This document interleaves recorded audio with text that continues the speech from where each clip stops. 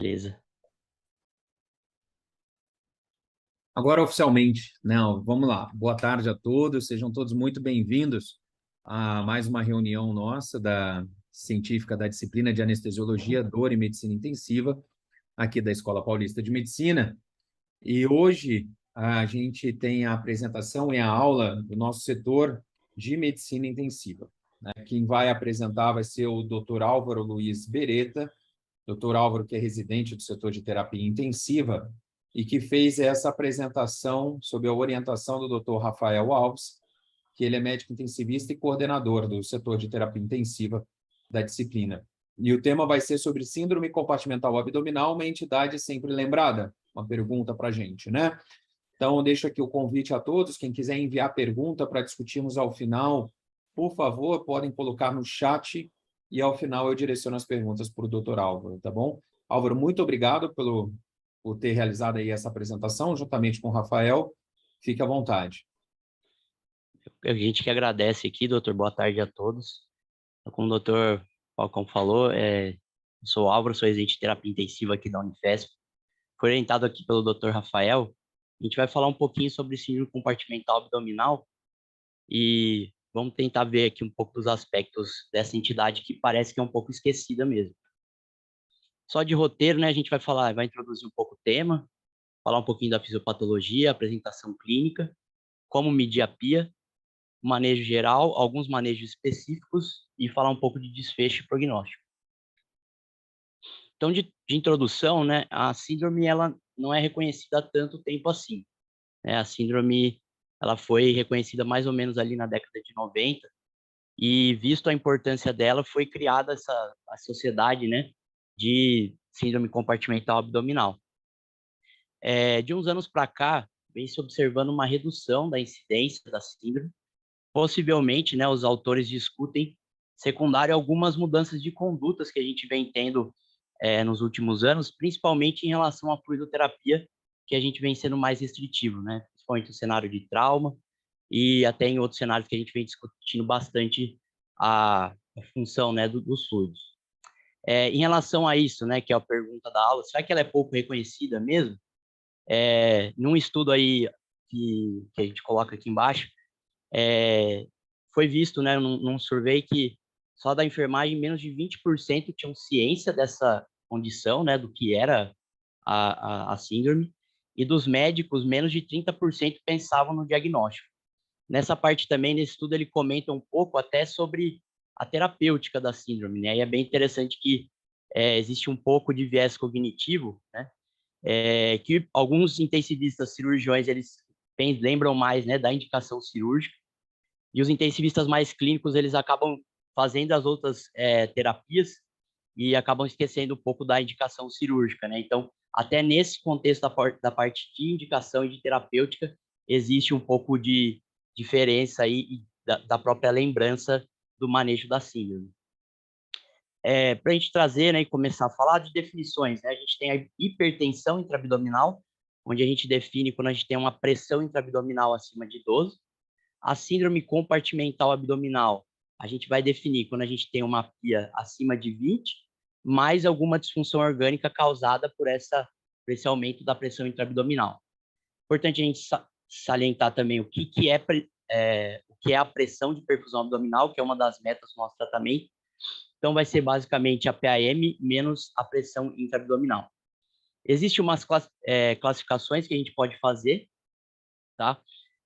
Síndrome compartimental abdominal primária, que é basicamente uma síndrome causada por condições primárias do abdômen mesmo.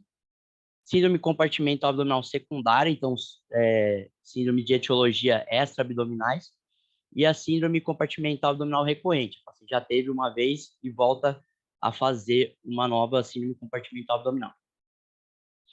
A gente sabe que a PIA, né, ela é normal em torno de 2 a 5. Nos pacientes críticos, ela tende a subir um pouco e ficar ali em torno de 5 a 7. E é importante a gente ter noção, e até por conta disso, que a gente tende a classificar uma hipertensão abdominal acima de 12, porque em alguns cenários a PIA ela vai subir mesmo. Então, paciente obeso, gestante ou com ascite, ela pode ficar ali em torno de 7 a 12. De graduação, a gente tem isso, né? O grau 1 seria de 12 a 15, grau 2 de 16 a 20, grau 3 de 21 a 25, grau 4 acima de 25. Importante a gente ter noção que está associado a prognóstico mesmo dos pacientes. Falando um pouco de fisiopatologia, né? O abdômen ele acaba sendo como se fosse assim, uma caixa fechada, e ele consegue se adaptar ao aumento aí da pressão intraabdominal, basicamente de duas formas, né? Então, o nosso diafragma, ele é um dos limitadores aí, um dos que conseguem controlar um pouco de auxiliar na complacência abdominal, e a região pélvica, a musculatura pélvica, e dos ossos pélvicos também. Eles também auxiliam aí, tanto são essas duas partes que podem nos ajudar aí na complacência abdominal. E a gente, depois, falando um pouquinho mais para frente das etiologias, a gente entende que isso é importante a gente ter noção, até para conseguir entender por que um paciente vai fazer síndrome compartimental abdominal e outros não, talvez por conta desses mecanismos que vão estar já falhos prévios, tá? Então, o que a gente sabe, né? O aumento da pressão intraabdominal, ele, em geral, ele reduz a pressão de perfusão abdominal, que a gente comentou. Em geral, ele vai diminuir o retorno venoso. Isso leva a uma redução de débito cardíaco sistêmico, que a gente vai causar e vai evoluir com disfunção orgânica, né? Então, é uma síndrome que evolui com disfunção orgânica múltipla, né? Que a gente tem um débito cardíaco reduzido global. Nesse segundo gráfico aqui, a gente consegue ver bem quais as repercussões que a síndrome vai trazer, né? Então, um aumento que a gente vai ter por conta do aumento da pressão intraabdominal, a gente vai diminuir retorno, vai aumentar a PVC, né, da veia jugular, aumentando então a PIC do paciente, que pode causar disfunção neurológica. A gente diminui a capacidade residual funcional do pulmão, aumenta a shunt intrapulmonar por conta desses mecanismos. A gente tem um aumento da pós-carga do ventrículo direito, tá? Isso pode auxiliar para diminuir o débito cardíaco. Tem compressão de veia cava, que também ajuda a diminuir o nosso retorno venoso e o débito cardíaco. Tem congestão de veia renal, então onde a gente justificaria aí a injúria renal, né, por conta de compressão também, e um aumento aí na hipertensão até portal, né, e na região esplâncnica, que pode levar à isquemia visceral, translocação bacteriana e aumento aí hiperlactatemia. No gráfico aqui do lado, eu só trago aqui para vocês, tem alguns pacientes, né, que vão perder aquele cenário que eu falei, né, de auxílio do diafragma ou por alguma condição pélvica, eles perdem complacência abdominal. E aí, às vezes, por um aumento, um leve aumento do volume abdominal, seja ele por, às vezes, um balanço hídrico aumentado, ou, às vezes, por aumento de volume dentro das alças mesmo, um pouco de volume que ele aumenta intraabdominal, ele já vai aumentando a pressão intraabdominal e ele pode ter uma síndrome compartimental abdominal com menos condições do que outros pacientes. Aqui, esse gráfico mostra bem isso quando esses pacientes perdem a complacência. Então, de apresentação clínica, né? Como esse paciente ele evolui, ele pode fazer disfunção múltipla, a sintomatologia ela é muito variável. Então, difícil a gente determinar e falar assim, esse quadro clínico é bem específico da síndrome. Porque a gente sabe que um dos principais parâmetros que vai alterar primeiro, talvez seja a diminuição da diurese, pode ligar para a gente uma alerta aí, para a gente começar a pensar na síndrome, né? Quando a gente pensa na síndrome, eu acho que existem várias etiologias que podem causar, e acho que nem é válido decorar quais etiologias causam, mas se a gente tiver os fatores de risco, a gente consegue pensar e ter ideia, assim, de quais condições podem causar síndrome compartimental abdominal. Então, assim, paciente que perde a complacência abdominal, né? Então, o paciente já teve uma cirurgia abdominal prévia, paciente que, às vezes, está em ventilação positiva, então, tem pressão positiva, diminui, né, a expansão e o movimento diafragmático, ou que já teve alguma abordagem pélvica, esses pacientes a gente tem que pensar que são de fatores de risco. Aumento de volume intraluminal, né? Então, o paciente que faz ilho, ele vai ter mais fezes dentro do intestino, ele está mais propenso a fazer síndrome compartimental abdominal. Paciente que está fazendo, tem alguma condição abdominal intrínseca, né? Então, pancreatite, acho que é um dos principais exemplos nesse cenário, vai fazer inflamação intraabdominal mesmo, isso vai aumentar o volume intraabdominal, e causas extraabdominais, né? São causas que vão evoluir, em geral, às vezes com vasodilatação intraabdominal mesmo, e aí pode aumentar a pia por conta disso. Então, pacientes que fecham o balanço muito positivo, pacientes que têm acidose, esses pacientes são mais propensos a fazer esse compartimental abdominal. Então, o que pode me ajudar à beira-leito de eu pensar na síndrome, né? Se o paciente estiver entubado, estiver em ventilação mecânica, se a gente vê um paciente que está com uma complacência ruim, pressão de pico muito alta, e em pacientes que têm, às vezes, o pulmão relativamente normais, né? Então, essas variáveis inapropriadas para aquele pulmão, a gente pode começar a pensar na síndrome, são coisas que vão ajudar. Hipoxemia e hipercapnia refratária, algo que ajuda bastante a gente para esses pacientes também. Hipotensão refratária, então, o paciente está fazendo já medidas e nada está ajudando a subir a PA do paciente, tem que pensar também em síndrome compartimental abdominal. Uma coisa muito importante à beira-leito é a gente tomar cuidado com a avaliação de fluido-responsividade. Tá? A gente vai ver aqui que para o próprio tratamento da síndrome, a gente vai ser um pouco restrito com fluido, e à beira-leito a gente vai se enganar um pouco com essas variáveis, né? Então, pelo próprio aumento da pressão intraabdominal, a cava desse paciente vai estar colabada. Então, você vai fazer ultrassom, você vai ver lá uma cava colabada e vai pensar, puta, acho que vale a pena talvez eu fazer volume, mas calma, isso aí é exatamente por conta da pia, tá? Outra coisa muito importante, como a gente altera em cada ciclo respiratório por conta dessa diminuição, né, de cava colabada, tudo vai ter uma diminuição do retorno venoso, às vezes o próprio delta PP também vai estar falsamente variado, tá? Então isso são coisas, são variáveis que a gente tem que tomar cuidado, que na síndrome podem nos guiar a fazer uma terapêutica que não vai ser tão boa assim para o paciente, tá? Então, em termos de apresentação clínica, quais condições que são mais associadas e que talvez a gente devesse até medir a pia de rotina? Pancreatite, a gente tem que sempre estar de olho, tá? Trauma, qualquer, seja trauma abdominal ou extra-abdominal, queimadura, principalmente queimadura de parede abdominal também, ruptura de aorta, muito importante, e o paciente que está com balanço hídrico positivo, né, depois de muito tempo, tal, está na fase que fez uma fase de excitação, são pacientes que a gente tem que lembrar. Condições gerais, né, que são bem associadas. Então, acidose pode ajudar esses pacientes a fazerem síndrome compartimental abdominal, hipotermia, e pacientes com múltiplas transfusões também são pacientes que vão estar mais propensos a fazer uma síndrome compartimental abdominal. Condições que vão agravar, né? Em geral, na verdade, essas condições agravam talvez qualquer patologia que a gente pega na UTI ou em qualquer outros pacientes, mas paciente doente renal crônico, né, já não tem uma diurese muito adequada, paciente com doença pulmonar crônica, né, não vai tolerar essa pressão que é transpassada, né, para o pulmão, vai ser mais difícil para esses pacientes.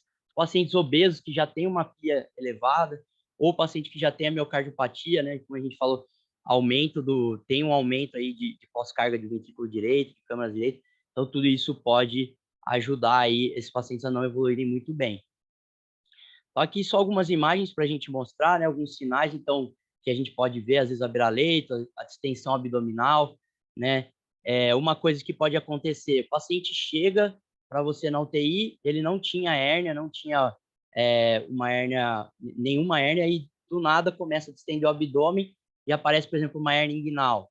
Isso aí são sinais que podem ajudar a gente a inferir, assim, acho que a pia está aumentando e está favorecendo desse paciente fazer essa herniação. Então, sempre trazer isso em mente para poder suspeitar da síndrome. Em relação a exames de imagem, né, o que a gente pode ver nos exames de imagem que pode nos ajudar? No raio-x, a gente vai ver basicamente distensão abdominal, pode ajudar a gente. E em relação ao raio-x de pulmão, atelectasia de base pulmonar, elevação de diafragma, são coisas que podem sugerir a síndrome, tá? Ultrassom, ele ajuda porque a gente pode fazer a beira-leito, ele vai ajudar, assim, a gente tentar ver os possíveis desencadeadores aí da síndrome, né?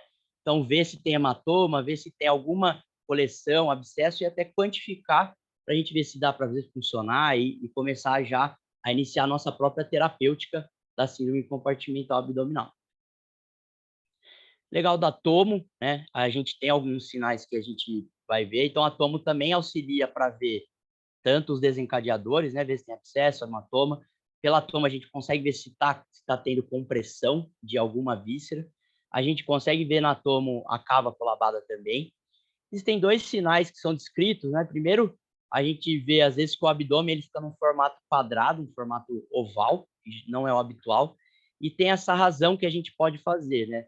A razão antero-posterior e transversal. Se ela der maior que 0,8, ela pode sugerir que esse paciente está evoluindo aí com aumento de pressão intra-abdominal e talvez síndrome compartimental abdominal. E aí agora a gente entra um pouquinho, né, como mensurar a PIA, né?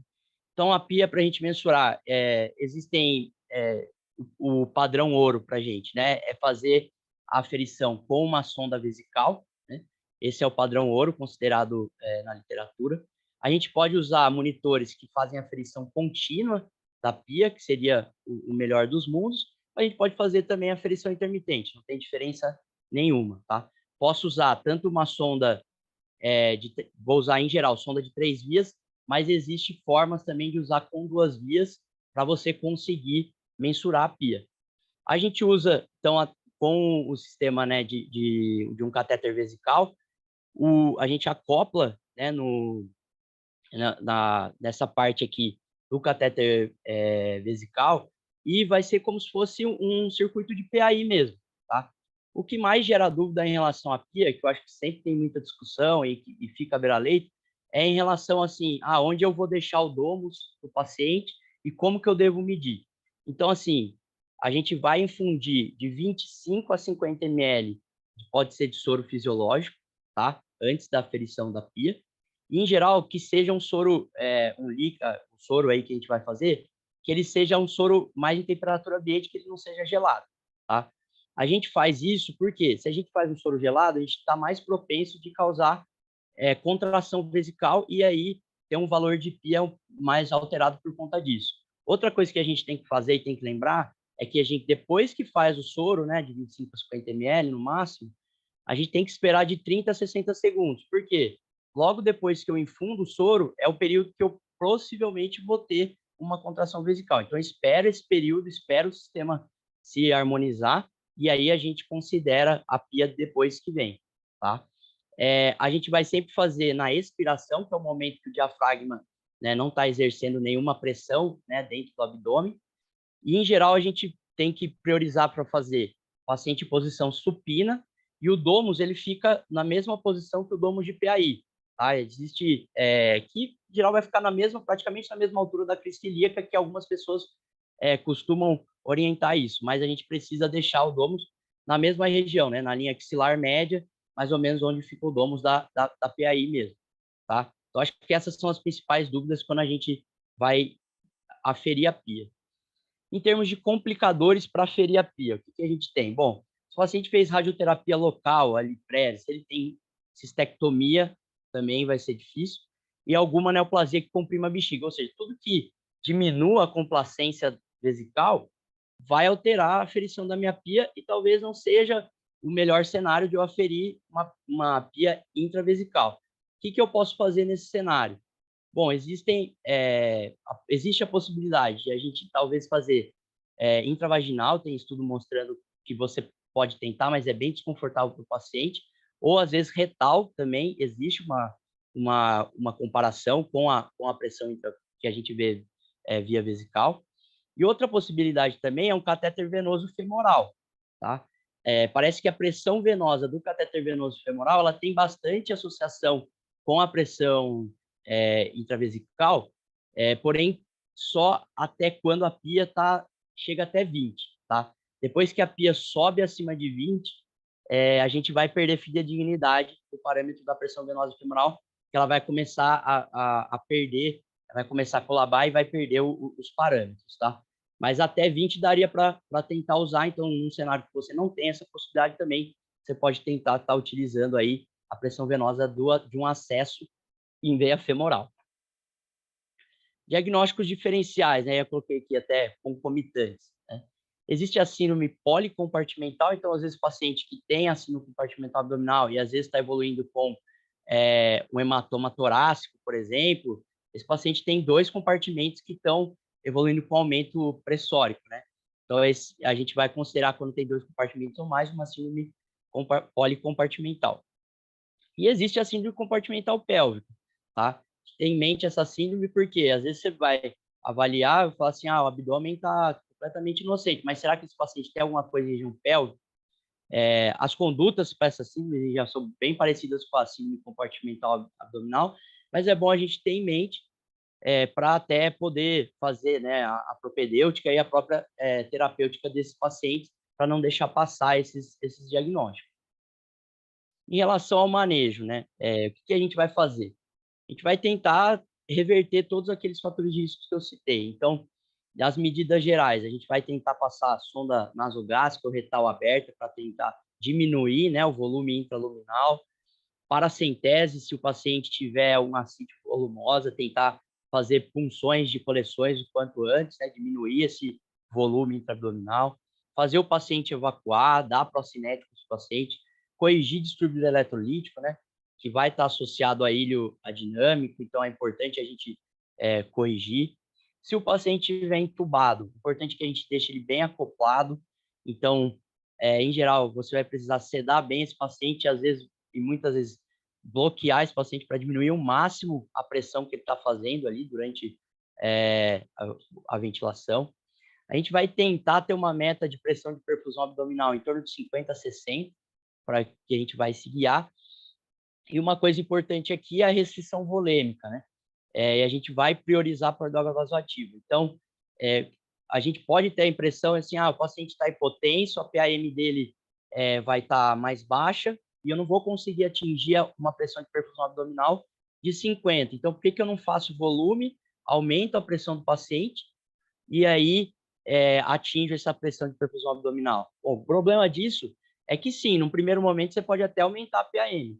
Porém, depois que você fez esse volume, vai vir todo contra você, porque você vai piorar a pressão intraabdominal e a sua pressão de perfusão abdominal vai voltar a piorar. Então, aqui nesse ano tem que tomar bastante cuidado com o volume mesmo, e a gente vai priorizar a droga vasoativa. Então, só trazendo em degraus, assim, né, de coisas que a gente pode fazer para esses pacientes, né? Então, a gente vê lá que tem uma PIA acima de 12, a gente vai começar as medidas gerais, como eu já falei, né? Vai inserir um tubo nasogástrico ou retal, procinéticos, identificar lesões possíveis, né? Garantir que esse paciente está bem sedado, com analgesia, para diminuir o máximo de esforço que esse paciente pode fazer, diminuir ou evitar o máximo de excitação em fluido, né? E tentar o máximo que, se for fazer, ser uma excitação guiada, né? E tentar, para esse paciente, um balanço de negativo a zerado, tá? Depois, a gente vai tentar diminuir nutrição enteral para esses pacientes, administrar enema para ele diminuir o volume intraluminal, tentar fazer uma tomo para a gente avaliar possíveis lesões desencadeadoras, drenagem percutânea, né? Se esse paciente estiver evoluindo com necessidade de retirada de fluido, né, a gente e estiver piorando a função renal, a gente vai às vezes tentar avaliar, e ele tiver refratário à diureterapia, avaliar a hemodiálise, por exemplo. Uma coisa que a gente pode considerar é a posição de Trendelenburg reversa para esses pacientes, para tentar diminuir a PIA. E aí, se nada disso for melhorando, né, a gente vai progredindo as medidas. Então, por último, né, como eu falei aqui, bloqueio neuromuscular, a gente vai ter que, às vezes, retirar cirurgicamente algumas lesões, considerar até, às vezes, colonoscopia descompressiva para esses pacientes e, às vezes, até parar a nutrição enteral. Por último, e não menos importante, a gente indicar, quando o paciente é refratário, a indicação cirúrgica de descompressão cirúrgica para esses pacientes.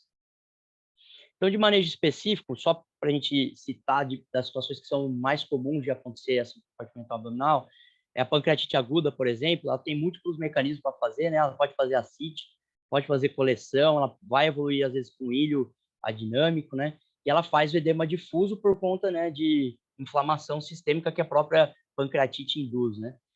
Quais pacientes têm mais risco dentro da pancreatite para fazer síndrome compartimental abdominal? Então, paciente com Apache de 2, que tem uma forma necrotizante, e pacientes com hipocalcemia parecem que evoluem mais com síndrome compartimental abdominal. Esses pacientes, em geral, a gente vai citar as condutas, vai fazer o manejo geral bem similar, mas aqui coisa que a gente não tende a fazer muito na pancreatite, que é esperar se o paciente tem coleção, esperar 4, 6 semanas, por exemplo, para ver se vai drenar ou não.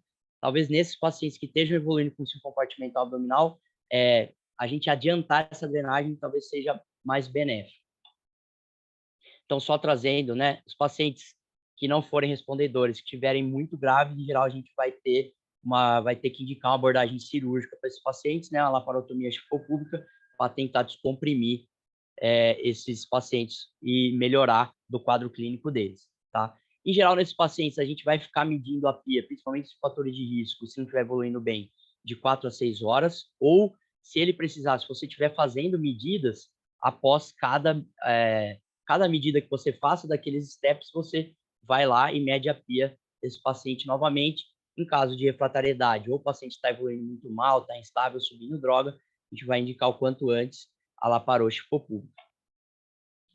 Queimados, o que dá para a gente falar? Bom, é a mesma coisa, basicamente, mas às vezes ele começa a evoluir, principalmente quando tem queimadura de parede abdominal, a gente tem que avaliar se o paciente não vai precisar de uma escarotomia, por exemplo, né? E o quanto antes a gente precisa, como esses pacientes a gente faz bastante expansão volêmica, eles vão ter um balanço bem positivo, a gente tem que começar a pensar, então, a diminuir a expansão volêmica e já avaliar ressuscitar precoce esses pacientes. No trauma, o que trende bastante, que a gente precisa fazer, né? Em geral, já é indicado para o paciente que tem catástrofe abdominal fazer uma cirurgia de damage control no primeiro momento, e aí já fica o abdômen, né, com uma bolsa de Bogotá, por exemplo, restrição volêmica, que é o que a gente já está mais habituado a fazer, e tirar o quanto antes hematoma e coleção que esse paciente apresente.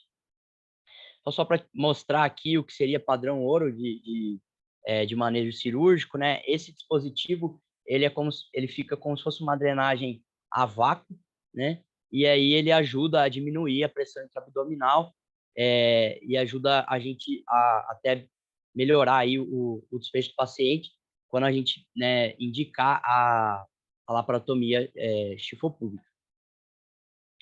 E em relação ao suporte ventilatório, né? Existir sempre esse questionamento, né? E sempre vem a gente sempre acaba conflitando com isso, mas em relação à VNI, por exemplo. Será que VNI causa síndrome compartimental abdominal? Será que VNI aumenta a PIA, né? Então, assim, existiam alguns relatos prévios na literatura de que a VNI estava associado a PCR exatamente por esse mecanismo. Então, o paciente fazia a aerofagia, distender o abdômen, diminuir o retorno venoso, pelo hipertensão intraabdominal, e aí acabar evoluindo com parada cardiorrespiratória. Mas será que é isso mesmo, né? Será que de fato isso acontece? E aí, esse estudo bacana que o pessoal fez, foi um estudo pequeno, né? 35 pacientes, um estudo observacional, prospectivo. Então, pegaram pacientes com múltiplas etiologias aí, que estavam internados na UTI, e fizeram a aferição de PIA desses pacientes. Tinham pacientes até de pós-operatório de cirurgia abdominal, né? Que é uma coisa que a gente até discutiu ano passado, que existia, sei lá, será que eu posso fazer? Vai ter risco, né, de dar deiscência, né, de alguma sutura. Mas não, foi bem seguro, tá? Esse estudo mostrou, dos 35 pacientes que fizeram VNI, eles estavam lá, monitorizaram a PIA e não houve aumento de PIA em nenhum momento e nem piora de PCO2, que seria uma coisa esperada caso isso acontecesse de fato, tá? O estudo, ele fala tudo isso, que é seguro, mas ao mesmo tempo também ele traz para a gente assim, ó, se você tem um paciente de alto risco, que já está evoluindo com aumento de pressão intraabdominal, talvez seja melhor fazer, se for fazer VNI, passar uma sonda nasogástrica aberta só para garantir que esses pacientes não vão evoluir mesmo com uma síndrome compartimental abdominal. Então, ele acabou deixando essa orientação, apesar de afirmar que foi seguro, né? Em relação ao suporte ventilatório, continuando, o que eu devo fazer com os pacientes, né? Será que quando o paciente está lá, ele não está entubado, está desconfortável. Será que eu devo entubar rapidamente esses pacientes? Então, assim, em geral, o que a maioria dos estudos tem trazido é a gente tentar ao máximo evitar a intubação, tá? A pressão positiva, ela pode piorar o tratamento, porque a gente vai perder a complacência do diafragma, como eu falei, daqueles mecanismos no início da apresentação. Então, a gente tenta medidas gerais previamente, então, tenta melhorar a pia desse paciente, vamos ver se ele começa a melhorar. Caso ele não esteja melhorando mesmo, esteja ficando muito desconfortável, tal, aí sim proceder com a intubação e, se entubado, fazer como a gente comentou, né? Deixar ele bem sedado e, caso necessário, até bloquear o paciente. Em relação à interação da ventilação com o auxílio compartimental abdominal, né? Então, quando o paciente tem esse compartimento abdominal, ele vai transmitir essa pressão para o diafragma e para o tórax. Então, eles vão evoluir mais com a telectasia, diminui a drenagem linfática, que favorece que os pacientes fiquem até mais hipervolêmico, né, da parte pulmonar, e vai reduzir o volume corrente desses pacientes, né? A gente tende a ter mais shunt também, diminuição de complacência, e aí fica difícil mesmo a ventilação nesses pacientes, tá? Se esse paciente estiver evoluindo assim, com uma hipoxemia muito importante, você não está conseguindo manejar, existe alguns estudos, né, já mostraram em relação a essa posição de cadeira de praia, que é literalmente manter o paciente nessa posição, como a cadeira mesmo aqui que eu coloquei, tá? Qual que é o problema disso? Foi um estudo pequeno que mostrou isso, né? Que você deixar o paciente em posição de cadeira de praia, você melhoraria a hipoxemia do paciente, mostrando em média até um aumento da PO2 de 20 a 30. Então, às vezes, até tiraria ele de uma indicação de prono, às vezes até, em alguns cenários, até de ECMO, né? O grande problema dessa posição é que eles viram que você vai piorar a pia do paciente, tá? Então, assim, quando você está com várias disfunções, às vezes você vai ter que optar por melhorar alguma que esteja mais grave naquele cenário e, assim, você vai avaliar os riscos e o benefício dessa intervenção. Por isso que é questionável em relação a esse posicionamento, tá?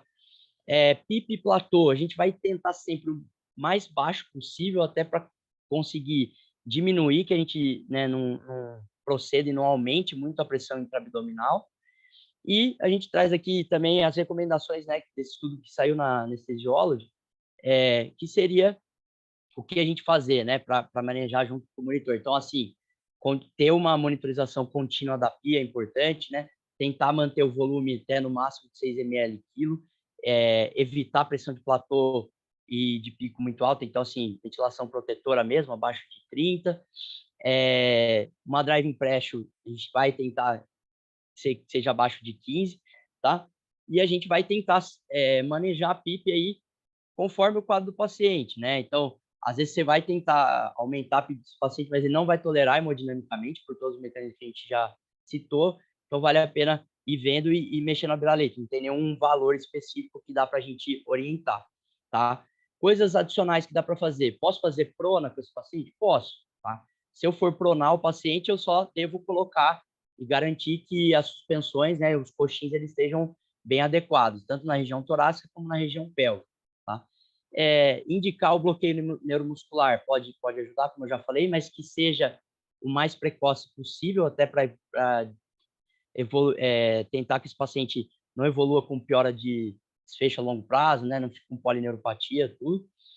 E manobra de recrutamento é complicado nesses pacientes, né? Uma vez você pode piorar a hemodinâmica, então tem que tomar muito cuidado e a variação à beira-leito que vai te dizer qual que é o melhor manejo para esses pacientes.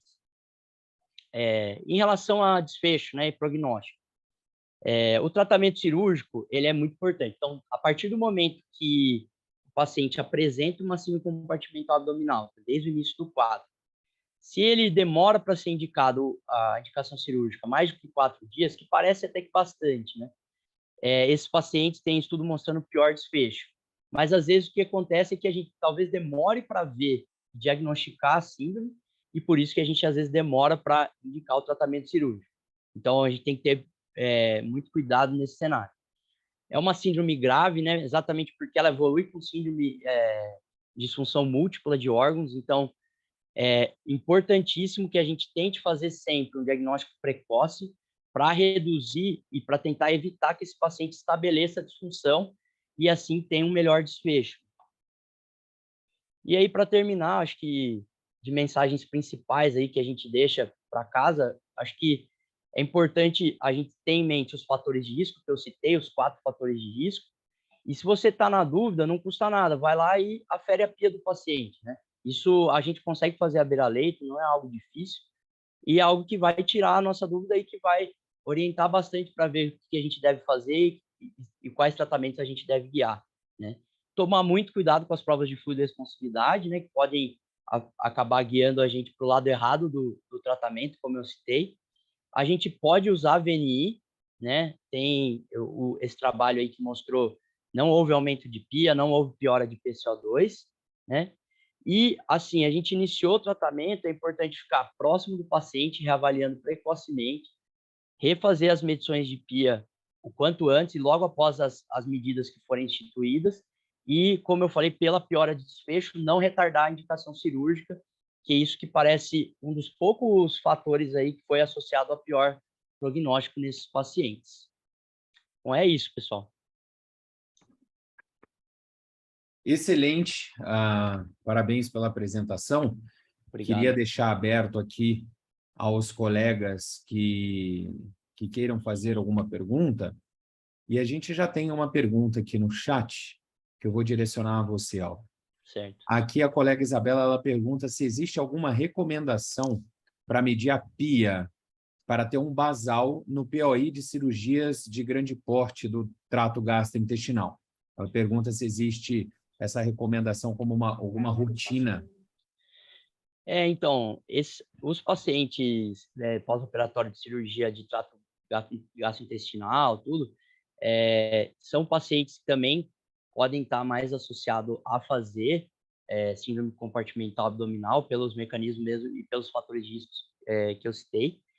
E talvez sim, talvez esses pacientes a gente ter a PIA de rotina, talvez valha a pena, tá?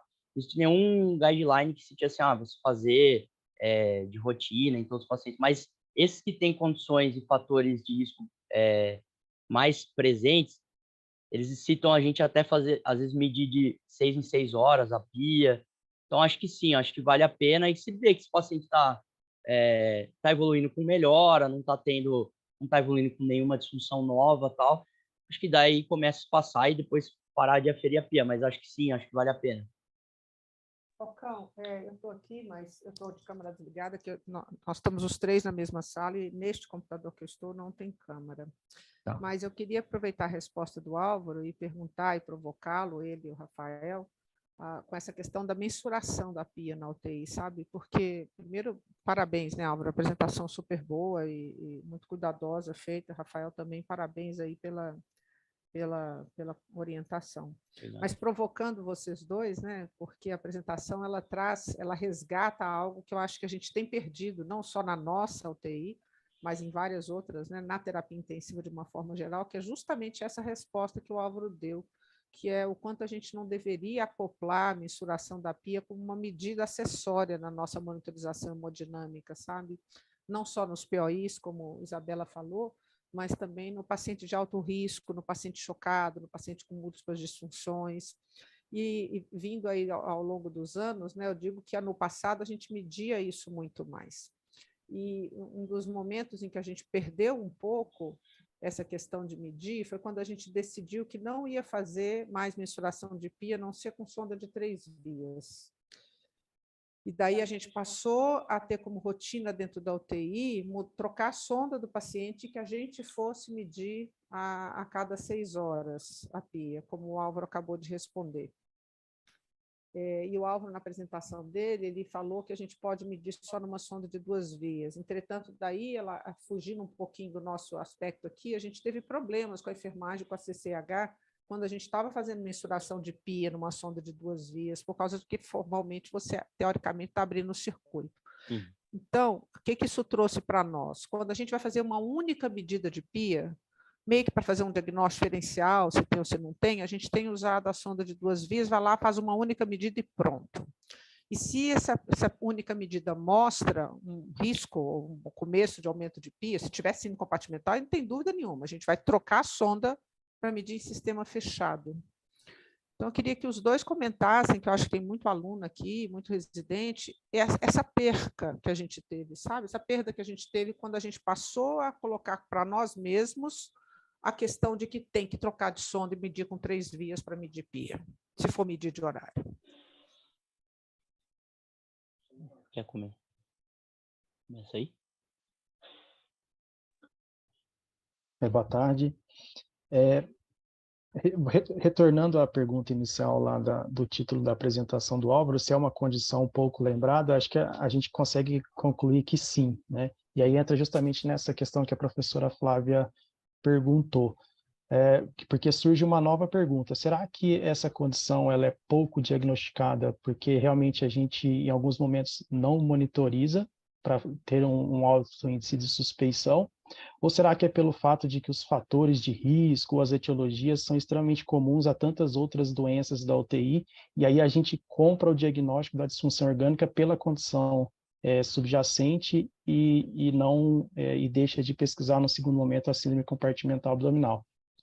Esse realmente é um dos problemas chaves para o diagnóstico, e eu creio que não sei se possível, mas a gente tendo em mente justamente esse perfil de paciente, apesar de ser extremamente comum no ambiente da UTI ou do centro cirúrgico, que vai ter um maior fator de risco para desenvolver a hipertensão intraabdominal ou a síndrome compartimental abdominal, a gente talvez ter o mindset de já numa sondagem inicial, procurar sondar com a de 3 vias, pensando mesmo no fator de risco, apesar de ser uma população tão comum na UTI que às vezes a gente acaba não fazendo.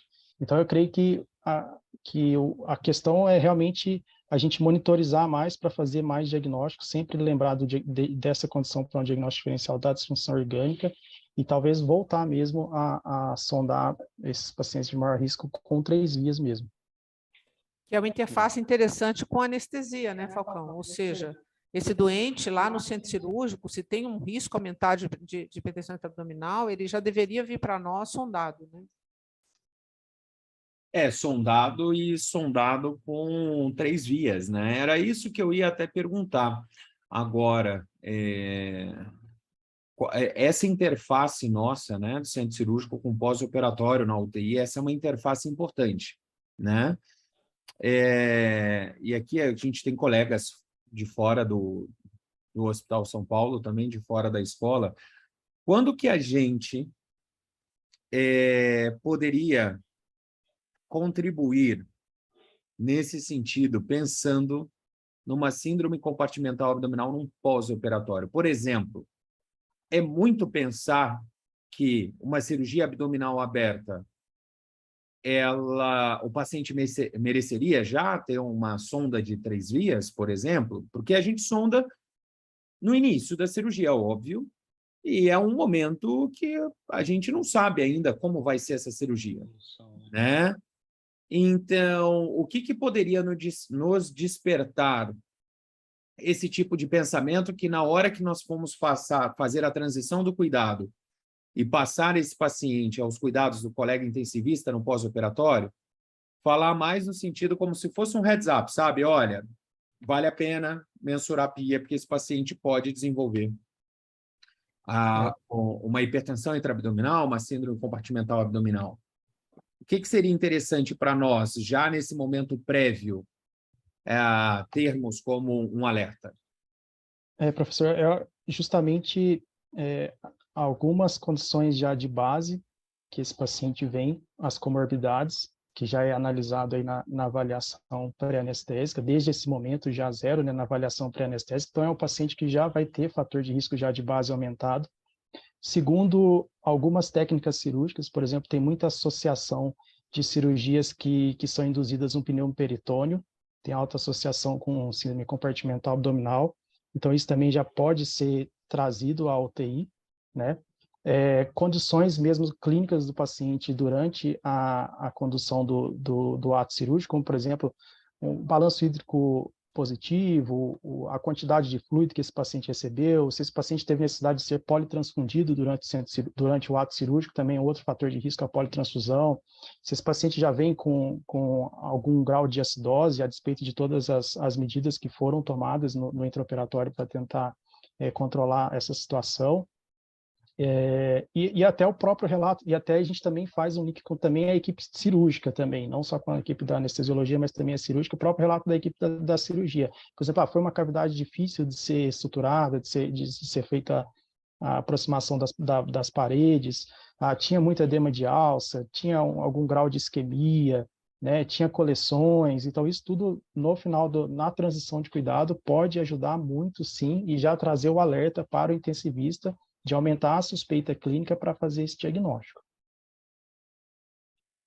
E eu acho que com relação a colocar já uma sonda de 3 vias, sabe, Falcão, aquele doente chocado com abdômen agudo, séptico, que já chega ruim, esse já deveria, na hora do passagem da sonda, esse com certeza vai se beneficiar da mensuração disso, né? O abdômen catastrófico no doente que já chega no centro cirúrgico chocado. Uhum. Esse eu acho que não há dúvida, como você falou, né, Flávia, mas o que acontece, o tema da aula foi muito pertinente, né? Se a gente lembra disso, né? Então, o que precisa é lembrar, né? Então, acho que esse, com certeza, minha dúvida maior era naquele paciente que está entrando ali rígido, mas é uma cirurgia de grande porte, né? Uma citorredução, uma gastroduodenopancreatectomia, né? Agora, uma pergunta bem básica, ignorância, eu acho que acredito, Flávio, talvez você tenha essa informação. Uma sonda convencional de 2 vias para uma sonda de 3 vias, custo é muito diferente, ou a disponibilidade é muito diferente, porque você disse que vocês, assim, isso cai um pouco no esquecimento da mensuração periódica, principalmente quando vocês passaram por uma sonda de 2 vias. Isso impacta em alguma coisa? Por ignorância mesmo, eu não sei. Imagino que custo não seja muito diferente, não, Falcão. Eu só acho que porque o doente já vem com 2 vias, o que custa mais é a troca. Cada troca de sonda coloca o doente em risco de um novo processo infeccioso. Sim. Né? Então, acho que se a sonda de 3 vias ela tem um calibre maior ou alguma coisa, acho que talvez, tecnicamente, eu não sei te responder. Custo, com certeza, vai ser maior, mas nada que seja significativamente maior na minha ignorância. Né? Tá. Não é esse o ponto. Nós não deveríamos passar sonda de 3 vias em quem não precisa de sonda de 3 vias. O grande problema é a troca da sonda, né? Que coloca sempre, né? Sempre que é mais um procedimento. Né? Entendi. Mas a gente faz isso, como eu te falei, na rotina da UTI hoje, quando a gente suspeita de síndrome compartimental, a gente faz uma única medida, abrindo o sistema, porque na prática você está injetando fluido numa sonda vesical, que é um processo não adequado, né? Do ponto de vista de infecção, numa sonda que vai ficar muitos dias, né, que são as sondas da UTI. A gente faz isso uma vez, sem problema. Mas caso a gente deixar de horário, a gente troca a sonda. Tá. Bom, vale a pena, então, depois a gente fazer uma reuniãozinha de trabalho e, quem sabe, né, envolver a professora Rita, padronizar isso, se a gente tiver essa disponibilidade da sonda de 3 vias, para alguns casos que a gente entende aqui que tem indicação, o paciente já ir com essa sonda para UTI, né? Tá bom, perfeito. Maravilha. Mais alguma pergunta dos colegas? Não, eu acho que um aspecto muito interessante aí mais da terapia intensiva que o Álvaro e o Rafael colocaram, que eu acho que tem muito a ver com o nosso dia a dia, é o manejo desse paciente, né? Ou seja, a gente teve já alguns casos aqui, pacientes por Gilve, por exemplo, que só síndrome metabólica, né? E que a gente teve que tratar clinicamente. No passado, há alguns anos, quando começou esse boom da síndrome compartimental, a gente já teve alguns casos até de manejo cirúrgico, né? Sem o devido manejo clínico anterior, e a gente evoluiu muito no manejo clínico da síndrome compartimental. Né? Hoje, a síndrome compartimental é de manejo do intensivista e não do cirurgião. Né? Obviamente, não estou falando dos casos em que existe uma razão cirúrgica para operar o paciente. Né? Eu acho que a gente evoluiu muito nisso, na nossa capacidade de avaliação hemodinâmica, nas nossas estratégias de ressuscitação e de manipulação desse paciente. Eu acho que o Álvaro colocou isso muito bem. De novo, uma pergunta provocativa aí, é que a gente, durante os 2 anos da Covid, nós enfrentamos várias vezes esse cenário, né? E a gente pronou os pacientes. O Álvaro falou muito rapidamente sobre como é que faz para pronar um paciente com síndrome compartimental. Talvez responder um pouquinho mais detalhado isso, né? Funciona mesmo, Álvaro e Rafael, esse negócio de botar coxinha em paciente com síndrome compartimental e proná-lo? Na prática, a gente consegue? Eu acho que o O Dr. Rafael tem um caso bem emblemático sobre isso, ano passado, da época da pandemia, né? Esse foi um caso bem interessante, que a gente tinha uma paciente realmente com uma grave disfunção respiratória e que tinha, inclusive, parâmetros para indicação de ECMO. E o que chamava atenção nesse paciente, mas é uma característica muitas vezes comum a tantos outros pacientes, ainda mais no COVID que a gente teve, que era uma paciente com uma complacência pulmonar extremamente baixa e estava em posição prona. E apesar de ser, de certa forma, esperado, após a posição prona, a complacência piorou muito, apesar de ser esperado que até se piore um pouco a complacência pulmonar na posição prona, por razões anatômicas, mas essa paciente piorou, assim, dramaticamente a complacência. E era uma paciente obesa, mórbida, e aí, nesse momento aí a gente levantou essa hipótese de será que não era ali alguma necessidade de ajuste justamente de coxins da posição prona. E aí, quando a gente ajustou tudo, colocou coxins de tamanho muito maior, todo um cuidado ali pela própria anatomia específica da paciente, essa paciente saiu de uma relação PO2-FO2 de 70, foi para 190, só com ajuste de coxim. Então, isso ficou como uma lição para a gente aí, que a gente leva para sempre. Então, é bem interessante. Então, assim, tem que ter não é proibitivo, mas tem que ter realmente todos os cuidado redobrado, porque se não for feito com a técnica adequada, pode até piorar a situação da paciente, né? Acho que essa é uma outra mensagem, assim, que a gente gostaria de deixar em relação à síndrome compartimental abdominal ou à hipertensão intraabdominal, porque o tratamento, muitas vezes, ele é desafiador, porque a condição subjacente do paciente traz a necessidade de um suporte. Por exemplo, o paciente está no estado de choque, pode se beneficiar da infusão de fluido, mas isso pode piorar. O paciente tem uma SARA moderada grave que tem indicação de prona, mas a prona pode piorar. Isso é outro ponto extremamente desafiador, que às vezes a gente tem que ficar ali numa balança tentando encontrar o melhor ponto de equilíbrio. E só lembrando também do ponto de vista respiratório, como esses pacientes com hipertensão intraabdominal, eles têm uma pressão pleural muito positiva, muito elevada, muitas vezes os parâmetros habituais que a gente usa, que a gente tem de evidência para usar para ventilar esses pacientes, como pressão de platô de 30, ou o grau de pressão respiratória final positiva que a gente usa nesses pacientes pode ser baixo, considerando a alta pressão pleural. Então, esses pacientes, eles toleram uma pressão tanto inspiratória quanto expiratória maior de vias aéreas, sem estourar a pressão transpulmonar, que na última instância iria levar ao estresse e à lesão pulmonar. Daí que vem, talvez, algum racional de se usar a monitorização de catéter esofágico como um substituto aí da monitorização da pressão pleural, mas também tem suas limitações por ser apenas uma monitorização regional ali.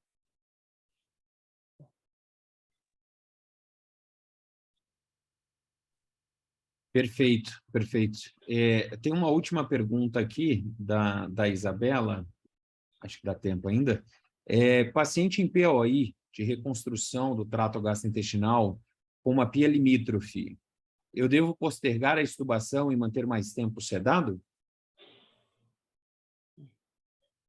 Acho que nesse cenário, assim, se o paciente estiver evoluindo bem, não tá tendo comprometimento e você acha que vai conseguir mantê-lo fora do ventilador, sim, o ideal é tentar estubá-lo, porque a pressão positiva acaba piorando a própria pia, né?